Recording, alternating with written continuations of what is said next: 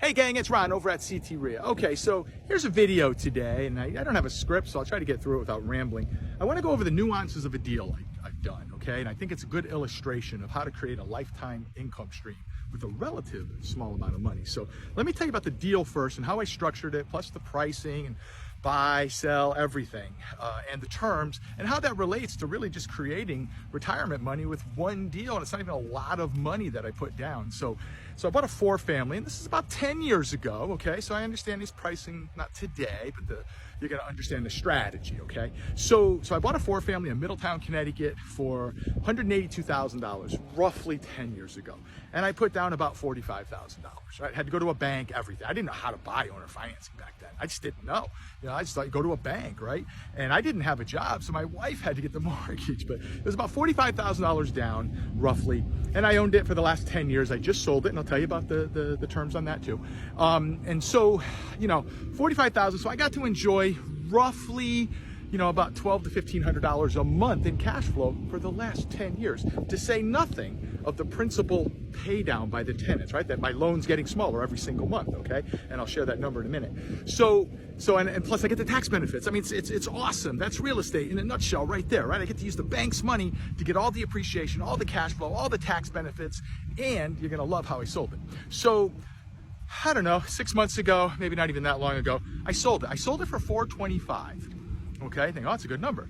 I owed $85,000 on it, right? I took out a mortgage, paid it down over the last 10 years, and what was left, as of 6 months ago, give or take, was $85,000. Well, I could have sold it and put the money in my pocket, right? And that would have been nice, but then what do I do with the money? So here's how I sold it and why I did it this way. So what I did is I sold it with owner financing. So remember, I owe $85,000 on the mortgage, right? So if you follow that, okay? So I sold it for $425. I did a 40-year mortgage. I'm the bank, I can do anything I want. I wanted a longer payment, less payoff on the amortization, so it's good for me as the bank, right? But it also helps the buyer because his cash flow is gonna be really good now, okay? Now he's not paying off much principal in the beginning anyway, okay? And that's the trade-off. So I sold it. Now guess what I got for a down payment? $85,000, right? Because that's what I owed. Could I have taken his down payment, kept that money, and then kept the bank involved? Possibly. I didn't want to do that. So at closing, I got nothing, right? He put down $85,000, I owed $85,000. So my mortgage got paid off, so now I'm the bank. First position, just like a regular bank. My payment from that buyer is roughly $2,000 a month for 40 years, okay? So here's why that equates to $1 million. Okay, it's in the headline. How's that $1 million, Johnny? So I get $2,000 a month, roughly, okay, for the next 40 years, forever. I'm just going to call it forever, okay, as the bank, okay? Then that's in my pocket. That's net. That does not include taxes in it. That's just to me, okay? Here's how that equates to almost $1 million. So if you were to work 40 years at a job, wherever that may be, and on your 65th birthday, you retire and you got $1 million in your 401k. That's amazing. I'll use a 401k as our example. That's amazing. You're the top 1%. Literally, you're the 1%, okay? But you did it. Well, that's not tax-free money, guys. So what happens is, assuming state and federal taxes are gonna be 30% for your bracket. I don't know, I'm guessing, right? But that's gonna be close.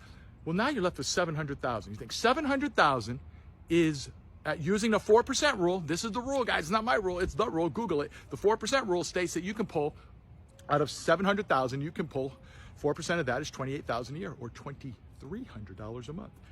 You worked 40 years or whatever to get $1 million, which is very rare, and really what you're left with is $2,300 a month. Or put down $45,000 on a piece of real estate, become the bank on the sell side, and you get almost the same income stream, not quite. By the way, it's worth noting, I'll be 57 real soon, that I can collect Social Security at 62. 5 more years. If I collect early, I get like $2,500 a month. I looked it up, okay? I'll probably take it. I don't need the money and wait longer. So I'll grab it early. It's like $2,500 a month, give or take, because I did well in my earning years.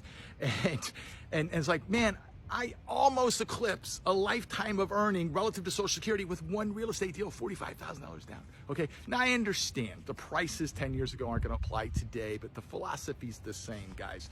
That age is not retirement's not an age, it's a mathematical formula, okay? So think of some creative ways to create lifetime income streams. I owned a lot of properties with owner financing. Almost half my portfolio was acquired through owner financing. I never really thought about selling them with owner finance, and I've since done that with several properties. So anyway, guys, don't think that it takes a lot. You can generate a lifetime's worth of pension income with a small amount of money if you kind of look at it a different way. Hope that helps somebody. Thanks for watching, guys.